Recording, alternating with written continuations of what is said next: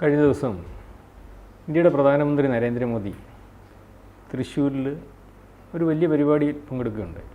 വലിയ പരിപാടി എന്ന് പറയുമ്പം 2 ലക്ഷത്തോളം വരുന്ന സ്ത്രീകളെ പങ്കെടുപ്പിച്ചുകൊണ്ടുള്ളൊരു പരിപാടിയാണ്.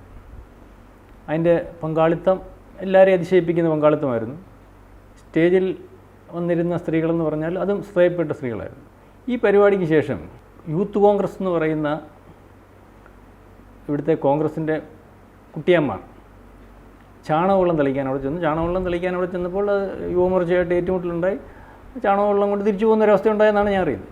ഇത്തരത്തിലുള്ള ഒരു രാഷ്ട്രീയം, അല്ലെങ്കിൽ ഇന്ത്യയുടെ പ്രധാനമന്ത്രിയെ പങ്കെടുത്ത ഒരു പരിപാടി അവിടെ ചാണകവെള്ളം തെളിക്കുക എന്ന് പറഞ്ഞാൽ അതൊരു അഭിമാനമായിട്ട് കാണുന്ന ഒരു യൂത്ത് കോൺഗ്രസും കോൺഗ്രസും ഒക്കെ എത്തരത്തിലുള്ള രാഷ്ട്രീയമാണ് ഇവർ കാണുന്നത്? അല്ല, ഇതിൽ 2 കാര്യങ്ങളുണ്ട്. 2 സന്ദേശം അവർ സമൂഹത്തിൽ കൊടുക്കാൻ ആഗ്രഹിക്കുന്നു. ഒന്ന്, പ്രധാനമന്ത്രി OBC ആണ്. നമ്മുടെ ഐറ്റം നിലവിലുള്ള കാലത്ത് ഒരാൾ കയറാൻ പാടില്ലാത്തടത്ത് കയറുകയോ നടന്നു പോവുകയോ ചെയ്തു കഴിഞ്ഞാൽ ആ സ്ഥലം ശുദ്ധീകരിക്കുന്നത് എങ്ങനെയാണ്? ചാണകവെള്ളം തളിച്ചാണ്. അപ്പോൾ പ്രധാനമന്ത്രി OBC ആണ്. ഇത് നടന്നത് തേക്കിൻകാട് മൈതാനത്താണ്, വടക്കുംനാഥൻ്റെ സന്നിധിയിലാണ്. അപ്പോൾ പവിത്രമായ സന്നിധി ഒരു പിന്നാക്കക്കാരൻ അവിടെ വന്ന് നിൽക്കുകയും പ്രസംഗിക്കുകയൊക്കെ ചെയ്ത് അശുദ്ധമാക്കി. അപ്പോൾ ആ സ്ഥലം ശുദ്ധമാക്കണ്ടേ? ഐറ്റം നിലവിലുള്ള കാലത്തെ ലോജിക്ക് വെച്ചിട്ട് അത് ശുദ്ധമാക്കാൻ ചാണകവെള്ളം വേണം. ഇതാണ് യൂത്ത് കോൺഗ്രസ് ചെയ്തത്. ഈ മനുഷ്യൻ OBC ആണ്. അതുകൊണ്ട് ക്ഷേത്ര കോമ്പൗണ്ടിൽ പ്രവേശിക്കാൻ അവകാശമില്ല. അങ്ങനെ പ്രവേശിച്ചു. അയാൾ പ്രധാനമന്ത്രി ആയതുകൊണ്ട് അയാളുടെ സെക്യൂരിറ്റിക്ക് വെച്ച് അയാൾ പ്രവേശിച്ചു. ഞങ്ങൾക്കൊന്നും ചെയ്യാൻ പറ്റിയില്ല. പക്ഷെ അയാൾ പോയി കഴിയുമ്പോൾ ചാണകവെള്ളം തളിച്ച് ശുദ്ധി ചെയ്യാനില്ല. അതിനായിട്ടാണ് അവർ പോയത്. ഞാൻ BJPക്കാർ അത് തടയേണ്ട ആവശ്യം ഉണ്ടായിരുന്നില്ല എന്നുള്ള അഭിപ്രായക്കാരനാണ്. അത് അനുവദിക്കണമായിരുന്നു.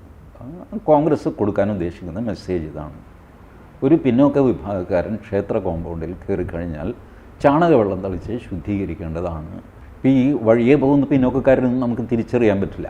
അല്ല, അതിനകത്തിപ്പോൾ ആ ചാണകവെള്ളം തെളിക്കാൻ പറഞ്ഞു വിട്ടത് ഒരു പിന്നോക്കക്കാരനാണ്, അവിടുത്തെ MP ആണെന്നുള്ളൊരു ആക്ഷേപം വന്നിട്ടുണ്ട്. രണ്ടാമത്, കഴിഞ്ഞ ദിവസം ഈ നമ്മുടെ സോഷ്യൽ മീഡിയയിൽ ഒരു സ്ത്രീയുടെ ഒരു വൈറൽ വീഡിയോ വന്നിട്ടുണ്ട്. അവർ സംസാരിക്കുന്നുണ്ട്, നീയൊക്കെ ഞങ്ങളുടെ വീട്ടിൽ പ്രധാനമന്ത്രിയുടെ അവിടെ ചാണകവെള്ളം തെളിക്കാൻ നിന്നാൽ നീയൊക്കെ കോൺഗ്രസ്സുകാരനായിട്ടുള്ള നീയൊക്കെ, അല്ല യൂത്ത് കോൺഗ്രസ്സുകാരനായിട്ടുള്ള നീയൊക്കെ ഞങ്ങളുടെ വീട്ടിൽ വോട്ട് ചോദിക്കാൻ വരുന്ന ഒരു സമയം അതിവിദൂരമല്ല. അതിനകത്ത് അമേദ്യം കലക്കിയ വെള്ളം നിൻ്റെ ശരീരത്ത് ചൂല് വെച്ചടിക്കുമെന്നാണ് അവർ പറഞ്ഞിരിക്കുന്നത്. ഇങ്ങനത്തെ സംസാരമൊക്കെ ഇപ്പോൾ സോഷ്യൽ മീഡിയയുടെ കാലമാണല്ലോ. എല്ലാവരും പത്രപ്രവർത്തകരാണ്. എല്ലാവർക്കും ഒരു യൂട്യൂബോ ഫേസ്ബുക്കിലോ സംസാരിക്കാം. അതിരിക്കട്ടെ, അവരുടെ ക്ഷോഭം അവർ പ്രകടിപ്പിച്ചു. പക്ഷേ സത്യാവസ്ഥ ഇതാണ്: കോൺഗ്രസ് ഈ മെസ്സേജ് കൊടുക്കാൻ ആഗ്രഹിക്കുന്നു. ഈ പ്രധാനമന്ത്രി എന്തൊക്കെ പറഞ്ഞു കഴിഞ്ഞാലും ആള് ഈ ക്ഷേത്ര കോമ്പൗണ്ടിൽ കയറാൻ അർഹതയില്ലാത്തതാണ്. ഈ കോൺഗ്രസ് ഈ ഒരു അവകാശവാദം ഉന്നയിക്കുന്നെങ്കിൽ ആദ്യമേ ഈ ചാണകവെള്ളം കലക്കി ഒഴിക്കേണ്ട അവരുടെ കോൺഗ്രസ് പ്രസിഡന്റ് തലക്കൂടല്ലേ? അയാൾ പട്ടികജാതിക്കാരനല്ലേ? അയാൾ ഈ പറയുന്ന ഈ കോൺഗ്രസ് ആസ്ഥാനത്ത് ഇരിക്കാൻ യോഗ്യനാണോ? അങ്ങനെ ഇല്ലില്ല. കോൺഗ്രസ് ആസ്ഥാനത്തല്ല, ക്ഷേത്ര ഇതിൽ വന്നു എന്നുള്ളതാണ്, ക്ഷേത്ര കോമ്പൗണ്ടിൽ വന്നു എന്നുള്ളതാണ്. റോട്ടിൽ കൂടെ നടന്നില്ല. അവർ റോട്ടിൽ ചാണകവെള്ളം തളിച്ചില്ലല്ലോ. അപ്പോൾ ഈ ഗാർഗെ ഇപ്പോൾ റോഡിൽ കൂടെ നടക്കുന്നത്. ACC ആസ്ഥാനത്തേക്ക് ACC ആസ്ഥാനത്ത് ഈ പ്രശ്നം ഇല്ലല്ലോ. അമ്പലത്തിലാണ് പ്രശ്നം. മനസ്സിലായല്ലേ? പ്രശാന്ത് നോക്ക്, വൈക്കം സത്യാഗ്രഹം എന്തിനു വേണ്ടിയിട്ടായിരുന്നു? അമ്പലത്തിന് ചുറ്റുമുള്ള റോഡിൽ കൂടെ നടക്കാൻ വേണ്ടിയിട്ടായിരുന്നു. വേറെ റോഡുണ്ട്. അന്ന് അപ്പർ ക്ലാസ് ആൾക്കാർ പറഞ്ഞുകൊണ്ട് വേറെ റോഡുണ്ടല്ലോ, നിങ്ങൾക്ക് അതിലേ പോയാൽ പോരെ, നിങ്ങളെന്തിനാണ് ഈ റോഡിൽ? അല്ല, ഈ റോഡിൽ തന്നെ നടക്കണം. ഇതായിരുന്നു വൈക്കം സത്യാഗ്രഹത്തിലെ പ്രശ്നം. അപ്പോൾ അമ്പലത്തിനോട് ചേർന്ന സ്ഥലത്തുകൂടെ നടന്നുകൂടാ. അതുകൊണ്ടാണ് മോദി സ്വരാജ് റൗണ്ടിലൂടെ നടക്കുകയും വണ്ടിയിൽ പോവുകയൊക്കെ ചെയ്തു. അവിടെയൊന്നും കോൺഗ്രസ് വെള്ളം തളിച്ചില്ല. തേക്കിൻകാട് മൈതാനത്ത്, അത് ക്ഷേത്രത്തിൻ്റെ കോമ്പൗണ്ടാണ്, അവിടുത്തെ വേദിയിൽ നിന്ന് പ്രസംഗിച്ചു. അവിടെയാണ് ചാണകവെള്ളം തളിക്കാൻ കോൺഗ്രസ് വന്നത്. ഇതേ പറയുമ്പോഴും എനിക്ക് തോന്നുന്നത് ഇവർക്ക് രാഷ്ട്രീയപരമായിട്ട് ഒന്നും ചെയ്യാൻ, അല്ലെങ്കിൽ എന്ത് ചെയ്യണമെന്ന് അറിയാൻ വയ്യാത്തൊരവസ്ഥയാണ് കേരളത്തിലെയും അല്ലെങ്കിൽ കേന്ദ്രത്തിലെയും കോൺഗ്രസിൻ്റെ യൂത്തന്മാരുടെയൊക്കെ ഒരു അവസ്ഥ. അത് അവരുടെ നേതാവിനെ കണ്ട് അവർ പഠിക്കുന്നത്. ഞാൻ ഇത് ഈ BJP റിയാക്ട് ചെയ്യരുതായിരുന്നു എന്ന് പറഞ്ഞത്, ഈ കോൺഗ്രസിൻ്റെ സ്റ്റാൻഡ് ജനങ്ങൾ അറിയണം. അത് തടയേണ്ട കാര്യമൊന്നുമില്ല. അത് ചെയ്തു കഴിയുമ്പോൾ പറയുക ഇന്ന കാരണങ്ങൾ കൊണ്ടാണ് ഇവർ ചെയ്തത്. രണ്ടാമത്തെ ഒരു കാര്യം, കേരളത്തിൽ വ്യാപകമായ ഒരു വാക്കാണിപ്പോൾ ചാണകം. ചാണകസംഖി. അത് മെയിൻ സ്ട്രീം അച്ചടിപ്പത്രങ്ങളിൽ വന്നിട്ടില്ല, പക്ഷേ സോഷ്യൽ മീഡിയയിലുണ്ട്, ആൾക്കാർ സംസാരിക്കുമ്പോഴൊക്കെ വരുന്നുണ്ട്. ഈ ചാണകം ഒരു മോശപ്പെട്ട സാധനമാണ് എന്നാണല്ലോ അതിനർത്ഥം, ചാണകസംഖ്യ. പക്ഷേ ചാണകം മോശപ്പെട്ട സാധനമല്ലെന്നും ശുദ്ധീകരിക്കുന്ന സാധനമാണെന്നും, അത് അശുദ്ധിയല്ല, അശുദ്ധി ഉള്ളിടത്തും ശുദ്ധീകരിക്കുന്ന സാധനമാണ് ചാണകമെന്നും കോൺഗ്രസ് സമ്മതിക്കുന്ന പ്രവൃത്തിയാണ് തൃശ്ശൂർ അവർ ചെയ്യാൻ പോയത്. അത് BJP തടയരുതായിരുന്നു. BJP ഇത് കഴിയുമ്പോൾ അവർ പറയണം, ഇപ്പോഴെങ്കിലും മനസ്സിലായല്ലോ ചാണകം ഒരു നല്ല സാധനമാണ്, ശുദ്ധീകരിക്കാനുള്ളതാണ്. അല്ല, ഇതിനകത്തുള്ള കാര്യം എന്ന് പറഞ്ഞാൽ ഞാൻ പറഞ്ഞതുപോലെ ഇവർക്ക് എന്ത് ചെയ്യണമെന്ന് അറിയത്തില്ല. കാരണം ഇവരുടെ നേതാവിന് അറിയത്തില്ലത്. ഇപ്പം ജോഡോ യാത്ര, ന്യായ് ജോഡോ യാത്ര എന്നൊക്കെ പറഞ്ഞ് ഇറങ്ങുന്ന ആളെന്ന് അദ്ദേഹത്തിന് അറിയാലോ. നേരത്തെ കേരളത്തിൽ വന്നിട്ടുണ്ട്. കേരളത്തിൽ ആ കായംകുളത്ത് നിന്ന് വന്ന സമയത്ത് ഒരു കടയിൽ കയറി ബോണ്ട എടുത്തുകൊണ്ട് ഓടി. അത് കഴിഞ്ഞിട്ട് അവിടുന്ന് പൊറോട്ട എടുത്തുകൊണ്ട് ഓടി. അതിനുശേഷം ഈ നമ്മുടെ കൊല്ലത്ത് വന്നിട്ട് ഈ കടലിലെടുത്തിയാടി. ചുമട്ടുതൊഴിലാളികളുടെ വിഷയം പഠിക്കാനാണെന്ന് പറഞ്ഞുകൊണ്ട് ചാടുള്ള ട്രോളി എടുത്ത് തലയിൽ വെച്ചു. ഇങ്ങനെ വിഡ്ഢിത്തരങ്ങളുടെ കൂമ്പാരമാണ് അദ്ദേഹം കാണിച്ചുകൊണ്ടിരിക്കുന്നത്. അപ്പോൾ അതുപോലെ തന്നെ ഈ അയാൾ എന്ത് കാണിച്ചാലും പത്രങ്ങൾ റിപ്പോർട്ട് ചെയ്യുന്നുണ്ട്. അതുപോലെ എന്തെങ്കിലുമൊക്കെ കാണിച്ച് പത്രങ്ങളിൽ ഞങ്ങളുടെ സാന്നിധ്യമുണ്ട് എന്ന് കാണിക്കാൻ വേണ്ടിയുള്ളൊരു സമരാഭാസം എന്ന് പറയാം. എന്തെങ്കിലും കാണിക്കാനാണെങ്കിൽ അവർക്ക് ഫീനൈൽ കൊണ്ടുപോകാം ശുദ്ധി ചെയ്യാനായിട്ട്. ഫീനൈലല്ലല്ലോ അവർ കൊണ്ടുപോയത്, സാനിറ്റൈസർ കൊണ്ടുപോകാം, ശുദ്ധി ചെയ്യാൻ എളുപ്പമാണ്, സ്പ്രേ ചെയ്യാവുന്ന സാനിറ്റൈസറൊക്കെ ഉണ്ട്.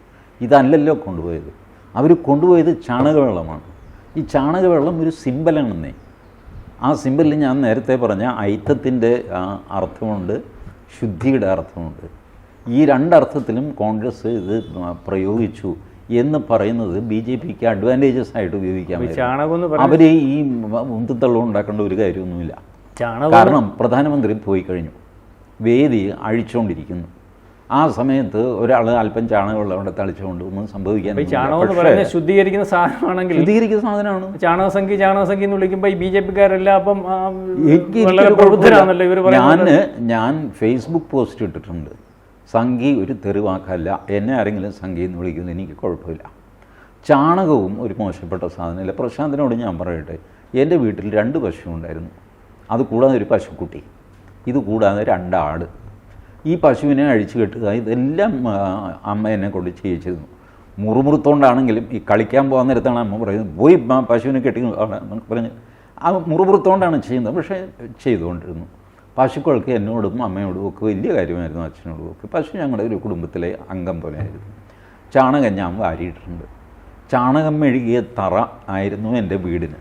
എനിക്കൊരു 1 വയസ്സുള്ളപ്പോഴും മറ്റോ ആണ് എൻ്റെ വീട് പൊളിച്ചിട്ട് സിമൻ്റാക്കി ഓടൊക്കെ ഇട്ടത്. അതുവരെ ഓലപ്പരയായിരുന്നു. ഈ മെഴുകിയ ചാണകം ഇങ്ങനെ ബിസ്ക്കറ്റ് പോലെ നമുക്ക് തോണ്ടി ഇളക്കിയെടുക്കാം. ഇത് ഞാൻ തിന്നിട്ടുണ്ട് ചാണകം. അത് ചത്തുപോയിട്ടൊന്നുമില്ല. അതൊക്കെ അന്നത്തെ കാലത്തെ കൊച്ചുപിള്ളേർ ചെയ്യുന്ന ചില കുസൃതികളാണ്. ഇപ്പോഴും എനിക്ക് ഒരു തൊഴുത്തിനടുത്ത്, അതായത് ചാണകത്തിൻ്റെ മണം, പശുവിൻ്റെ മൂത്രത്തിൻ്റെ മണം, പിന്നെ ഈ വൈക്കോലും പുല്ലും ഒക്കെ ചേർന്നൊരു മണം, പശുവിൻ്റെ ഒരു മണം, ഇതൊക്കെ ചേർന്നൊരു മണമാണ് തൊഴുത്തിന്.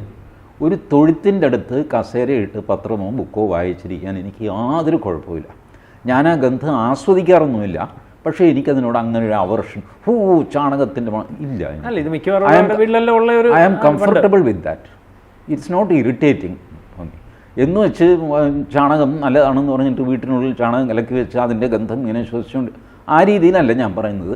എന്നെ അത് അലോസരപ്പെടുത്തുന്നില്ല വലുതായിട്ടൊന്നും. അപ്പോൾ ഇത്രയധികം മനുഷ്യജീവിതമായിട്ട് ബന്ധപ്പെട്ട ചാണകം കേരളത്തിൽ ഒരു തെറിവാക്കായിട്ട് ഉപയോഗിക്കുന്നവരുടെ തലയ്ക്ക് വരില്ല എന്നുള്ളതല്ലാതെ എന്നെ അത് ബാധിക്കുന്നില്ല. എന്നെ ചാണകസംഖ്യ എന്ന് വിളിക്കാം, വെറും സംഖ്യ എന്ന് വിളിക്കാം, എനിക്കൊരു കുഴപ്പമില്ല. അത് ഈ BJPയിലെ ഭൂരിഭാഗം പേരും അങ്ങനെ തന്നെയാണ്. ചാണകസംഖ്യ എന്നൊക്കെ കേട്ട് കഴിഞ്ഞാൽ അങ്ങനെ ഒരു വിറവലൊന്നും ഉണ്ടാവുന്നില്ല. ഇത് ഒരു യൂത്ത് കോൺഗ്രസിൻ്റെ ധാർഷ്ട്യത്തിനുള്ള ഒരു തിരിച്ചടി എന്നുള്ള നിലയ്ക്കാണ് BJP അവരെ അവിടെ ബ്ലോക്ക് ചെയ്തതെന്ന് ഞാൻ കരുതുന്നു. അതല്ലെങ്കിൽ വളരെ ശാന്തമായിട്ട് കയറി എന്താണെന്ന് വെച്ചാൽ ചെയ്തു എന്ന് പറഞ്ഞാൽ എന്ത് ചെയ്യും യൂത്ത് കോൺഗ്രസ്? അതെ, പ്രധാനമന്ത്രി പിന്നോക്കക്കാരനാണ്, അങ്ങേര് തേക്കിൻകാട് മൈതാനത്ത് കാലുകുത്തരുതായിരുന്നു നിങ്ങൾ വിചാരിക്കുന്നു. ആ കുത്തിയ സ്ഥലം ശുദ്ധീകരിക്കാൻ നിങ്ങൾ ഇറങ്ങി പുറപ്പെട്ടിരിക്കുന്നു. ചെയ്തോ എന്താണെന്ന് വെച്ചാൽ അല്ല, അത്തരത്തിലൊരു പ്രചരണം ഒക്കെ നടത്തേണ്ടി വരും. ഇപ്പോൾ ഇദ്ദേഹം പറഞ്ഞൊരു കാരണമാണ് പ്രധാനമന്ത്രി പിന്നോക്കാരനായതുകൊണ്ടായിരിക്കും ഇവർ ചാണകവെള്ളം തളിച്ചതെന്ന്. പക്ഷെ അവരെ അത്തരത്തിലുള്ള പ്രചരണത്തിലല്ലല്ലോ ചാണകവെള്ളം തളിച്ചത്. അപ്പം ഈ ചാണകവെള്ളം തളിക്കാൻ അനുവദിച്ചാൽ ഇതിനു വേണ്ടി തളിച്ചതായിരിക്കും എന്നുള്ള പ്രചരണം. യൂത്ത് കോൺഗ്രസ് ചാണകവെള്ളവുമായിട്ട് വന്നത് എന്തിനാണ്? നരേന്ദ്രമോദി എന്ന് പറയുന്ന ഒരു ഫാസിസ്റ്റ് ഭരണാധികാരി കേരളത്തിൽ വന്ന് ഇത്തരത്തിലൊരു പരിപാടി നടത്തിയതിനകത്തുള്ള എതിർപ്പിനാണ്. ആ എതിർപ്പിന് ചാണകവെള്ളം അങ്ങേര് പ്രസംഗിച്ച വേദിയിൽ ചാണകവെള്ളം തളിക്കുന്നത് എന്തിനാണ്? പുള്ളി പ്രസംഗിച്ച വേദിയിലാണല്ലോ അത് അശുദ്ധമായ അത്തരത്തിൽ ഒരു ഫാസിസ്റ്റ് അശുദ്ധമായി ശുദ്ധീകരിക്കാൻ എന്ത് വേണം? ചാണകവെള്ളം വേണം. ചാണകവെള്ളം വേണം. ഇതാകാമല്ലോ, ലോഷനാകാമല്ലോ. ഇല്ല, അതും ശുദ്ധീകരിക്കാൻ ഞാൻ പറയട്ടെ, ഒരു ആശുപത്രിയിൽ ശുദ്ധീകരിക്കുന്നത് എങ്ങനെയാണ്? സാനിറ്റൈസർ കൊണ്ടാണ്, ലോഷൻ കൊണ്ടാണ്. ഇതൊക്കെയാണല്ലോ ഉപയോഗിക്കുന്നത്, ചാണകമല്ലല്ലോ ഉപയോഗിക്കുന്നത്. യൂത്ത് കോൺഗ്രസ് എന്തുകൊണ്ട് ചാണകം സെലക്ട് ചെയ്തു? ഇതാണ് ഞാൻ പറയുന്നത്. ഇപ്പോൾ കേരളത്തിൽ എന്തെങ്കിലും ശുദ്ധീകരിക്കാനായിട്ട് ക്ഷേത്ര ആവശ്യത്തിന് പഞ്ചഗവ്യം ഇതിനൊക്കെ ചാണകം ഉപയോഗിക്കുന്നുണ്ട്, ഗോമൂത്രം ഉപയോഗിക്കുന്നുണ്ട്. ഇതല്ലാതെ സാധാരണ വീടുകളിൽ പോലും ക്ലീനിങ്ങിനായിട്ട് ചാണകവെള്ളം ഉപയോഗിക്കാറില്ല. സത്യമല്ലേ? പൊതുവെ ആരും ഉപയോഗിക്കാറില്ല. എന്തുകൊണ്ട് യൂത്ത് കോൺഗ്രസ് ഈ സാധനം ഉപയോഗിച്ചു? അവർക്ക് വേറെ പലതും ഉപയോഗിക്കാമായിരുന്നു ശുദ്ധീകരിക്കാനാണെങ്കിൽ. അപ്പോൾ അവരത് ഉപയോഗിച്ചതിനൊരു അർത്ഥമുണ്ട്. ഈ അർത്ഥമാണത്. ഒന്ന്, പ്രധാനമന്ത്രി പിന്നോക്കക്കാരനാണ്, പിന്നോക്കക്കാരൻ ക്ഷേത്ര കോമ്പൗണ്ടിൽ കടന്നുകൂടാ എന്നുള്ള ചിന്ത. നമ്പർ 2, ശുദ്ധീകരിക്കാൻ ഏറ്റവും നല്ലത് ചാണകമാണെന്ന് അവരുടെ തന്നെ ഉള്ളിലുള്ള ബോധം. അതൊരു ഭാരതീയ ബോധമാണ്. അതറിയാതെ പുറത്ത് ചാടുകയും ചെയ്തു. ഈ രണ്ടും കൂടെ ചേർന്ന പ്രവൃത്തിയാണ് അവർ ചെയ്തത്. അത് അവരുടെ ഒരു സ്റ്റാൻഡാണ്. ഈ കോൺഗ്രസ്സിനെ നിങ്ങൾക്ക് അറിഞ്ഞുകൂടാഞ്ഞിട്ടാണ്. കോൺഗ്രസ് ഒരിക്കലും ഈ പറഞ്ഞ പിന്നോക്ക വിഭാഗത്തിൻ്റെയോ അതിൻ്റെ ഈ വാചകം അടിക്കാം എന്നുള്ളതല്ലാതെ വേറെ ഒന്നും ചെയ്യാനില്ല. ഈ മല്ലികാർജുൻ ഖർഗെ പ്രസിഡൻ്റായി. അദ്ദേഹം പിന്നോക്ക വിഭാഗക്കാരനായതുകൊണ്ടാണ്. അതുകൊണ്ടല്ല, വേറെ ആളില്ല എന്നിട്ടാണ്. സർവസമ്മതനായിരിക്കുകയും വേണം, ഉപദ്രവിക്കാത്തവൻ വേണം, ഗാന്ധി ഫാമിലിയെ ചലഞ്ച് ചെയ്യാത്തവൻ വേണം. അങ്ങനെയാണ് മല്ലികാർജുൻ ഖർഗെയെ എടുക്കുന്നത്. മല്ലികാർജുൻ ഖർഗെയും ശശി തരൂരുമായിരുന്നു സ്ഥാനാർത്ഥികൾ, ഓർമ്മയുണ്ടല്ലോ. ശശി തരൂരിനെ എടുത്തു കഴിഞ്ഞാൽ ശശി തരൂർ ഈ സോണിയാഗാന്ധിയുടെയോ രാഹുൽ ഗാന്ധിയുടെയോ കൈക്ക് നിൽക്കുമോ എന്ന് സംശയമുണ്ട്. കാരണം അയാളുടെ വ്യക്തിത്വം അങ്ങനെയാണ്. ഇടയ്ക്കൊക്കെ ഒരല്പം തലനീട്ടി അപ്പുറത്തെ ഇത് ഇല കടിക്കും, വേലി പൊളിച്ച്. മാത്രമല്ല ആദ്യം തന്നെ അയാളുടെ പേര് പ്രധാനമന്ത്രി സ്ഥാനാർത്ഥിയോട് ഉയർന്നു വരികയും ചെയ്യും. ആണ് ആരും പൊതുവെ പറഞ്ഞു തുടങ്ങും. ഈ അപകടം ഒഴിവാക്കാൻ വേണ്ടിയിട്ടാണ് മല്ലികാർജുൻ ഖർഗെ വെച്ചതല്ല. മല്ലികാർജുൻ ഖർഗെ പിന്നെ എന്നിട്ടിപ്പോൾ പണി കിട്ടി, ഇന്ത്യ മുന്നണിയിൽ നിന്ന് പണി കിട്ടി. മമതാ ബാനർജിയും അരവിന്ദ് കെജ്രിവാളോട് പറഞ്ഞു ഇയാളെ പ്രധാനമന്ത്രിയാക്കണമെന്ന്. അത് മാത്രമല്ല, മല്ലികാർജുൻ ഖർഗെ ഈ ഒന്നുമില്ലാത്ത ആളാണ്. ഏക്കർ കണക്കിന് വലിയ പണക്കാരനാണ്, കോടീശ്വരനാണ് മല്ലികാർജുൻ. 20,000 കോടി രൂപയുടെ ആസ്തികളുണ്ട്. പിന്നെ വേറൊരു അഡ്വാൻറ്റേജ് എന്താണെന്ന് വെച്ച് കഴിഞ്ഞാൽ മല്ലികാർജുൻ ഖർഗെ ഇപ്പോൾ വയസ്സായി, തടിയും ഒരുപാടുണ്ടല്ലോ.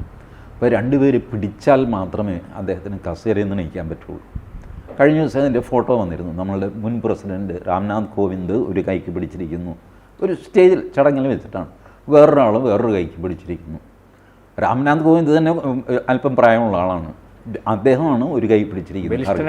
രണ്ട് പേരുടെ അല്ല, ഞാൻ പറയുന്നത് നമുക്കൊക്കെ നാളെ വയസ്സാകും, എണീക്കാൻ വയ്യാതാകും, ഈ സാഹചര്യമൊക്കെ വരും, പരസഹായം നമുക്കും വേണ്ടി വരും. അതല്ല ഞാൻ പറയുന്നത്. പക്ഷേ ഇങ്ങനെയുള്ളൊരു മനുഷ്യനെ തിരഞ്ഞെടുത്ത് കഴിഞ്ഞാൽ ഒരു രീതിയിലും ഇയാൾ ഭീഷണിയാവില്ല എന്നുറപ്പിച്ചിട്ട് എടുത്ത ആളാണ് മല്ലികാർജുൻ ഖർഗെ. അല്ലാതെ പിന്നോക്ക വിഭാഗമായതുകൊണ്ട് ഒന്നും ചെയ്തതല്ല. അപ്പോൾ അതൊന്നും കോൺഗ്രസ് അങ്ങനെ ചെയ്യുകയുമില്ല. കോൺഗ്രസ്സിൽ ഏറ്റവും ദീർഘകാലം ജഗജീവൻ റാം ഉണ്ടായിരുന്നു. ഈ പറഞ്ഞ ദളിത് വിഭാഗത്തിൽപ്പെട്ട ആളായിരുന്നു. ഡിഫൻസ് മിനിസ്റ്റർ വരെ ആക്കി, പ്രൈം മിനിസ്റ്റർ ആക്കിയില്ല. അല്ല, പ്രധാനമന്ത്രിയാവണമെങ്കിൽ അത് നെഹ്റു അല്ലെങ്കിൽ ആ കുടുംബത്തിൽ നിന്നുള്ളവർ മാത്രമേ. ഞാൻ പറയട്ടെ, ജഗജീവൻ റാമിനെ പ്രസിഡൻ്റ് ആക്കാമായിരുന്നു, വൈസ് പ്രസിഡൻ്റ് ആക്കാമായിരുന്നു, ഒന്നും ചെയ്തില്ല. പോട്ടെ, കോൺഗ്രസ് പ്രസിഡൻ്റ് ആക്കാമായിരുന്നു, ചെയ്തില്ല. അപ്പോൾ ഈ താഴേക്കടയിൽ എത്രയോ ജനസമ്മതി ആർജിച്ച നേതാവാണ് ഈ ജഗജീവൻ റാം. ഖാർഗെയെ പോലെയൊന്നുമല്ല. ബീഹാറിൽ അങ്ങേരുടെ നിയോജകമണ്ഡലം സസറാം നിയോജകമണ്ഡലത്തിൽ ജഗജീവൻ റാം തീവണ്ടിയിൽ ചെന്ന് കഴിഞ്ഞാൽ ഇറങ്ങാൻ 15 മിനിറ്റ് എടുക്കും. 2 മിനിറ്റാണ് തീവണ്ടി അവിടെ നിർത്തുന്നത്. പക്ഷേ ജഗജീവൻ റാം ഈ പൊതിഞ്ഞ ആൾക്കാരുടെ ഇടയ്ക്ക് കൂടെ അകത്തുനിന്നൊന്നും പുറത്തേക്ക് ഇറങ്ങണമെങ്കിൽ 15 മിനിറ്റ് എടുക്കും. ഇതായിരുന്നു, അത്ര ജനകീയനായിരുന്നു ജഗജീവൻ റാം. എന്നിട്ട് ഗതി പിടിച്ചില്ല കോൺഗ്രസ്സിൽ. അല്ല, കോൺഗ്രസ് ഗതി പിടിക്കുന്നത് കോൺഗ്രസ് ജനകീയനായിട്ടുള്ള ആൾക്കാരെ ഒന്നും അംഗീകരിക്കുന്ന ഒരു പാരമ്പര്യം അല്ല, ഞാൻ പറഞ്ഞത് കുടുംബ പാരമ്പര്യം. മല്ലികാർജുൻ ഖാർഗെ വെച്ചിട്ടൊന്നും നമുക്ക് ന്യായീകരിക്കാൻ പറ്റില്ല ഈ പ്രവൃത്തി. യൂത്ത് കോൺഗ്രസിൻ്റെ യൂത്ത് കോൺഗ്രസ് കാണിച്ചത് വലിയ സാമൂഹ്യ വിരുദ്ധ പ്രവൃത്തിയാണ്. ബാക്കി അവരുടെ ഉണ്ടും തള്ളും ഒക്കെ പോട്ടെ, സാമൂഹ്യ വിരുദ്ധ പ്രവൃത്തിയാണ് ഈ ചാണകവെള്ളം. നമുക്ക് എന്ത് തന്നെ കാണിച്ചെന്ന് പറഞ്ഞാലും ഇന്ത്യൻ പ്രധാനമന്ത്രി ഇപ്പം നരേന്ദ്രമോദി ശക്തനായ പ്രധാനമന്ത്രി എന്നുള്ള രീതിയിൽ ഇന്ത്യക്കകത്തും പുറത്തും വളരെ വ്യക്തിത്വമുള്ള ഒരു വ്യക്തിയാണ്. അത് എന്ത് ചാണകവെള്ളം തളിച്ചാലും എന്ത് തന്നെ കാണിച്ചാലും ആ വ്യക്തിപ്രഭാവത്തിന് ഒരു കോട്ടവും സംഭവിക്കുമെന്ന് തോന്നുന്നില്ല. അത്തരത്തിൽ ചാണകസംഖ്യകൾ എന്ന് വിളിച്ച് വീണ്ടും BJPക്കാരെ വലുതാക്കുന്ന ഒരവസ്ഥയാണ് കാണുന്നത്. കൂടുതൽ വാർത്തകളും വിശേഷങ്ങളും നിങ്ങളിലേക്ക് എത്താൻ ABC മലയാളം സബ്സ്ക്രൈബ് ചെയ്യുക, ബെൽ ബട്ടണും അമർത്തുക.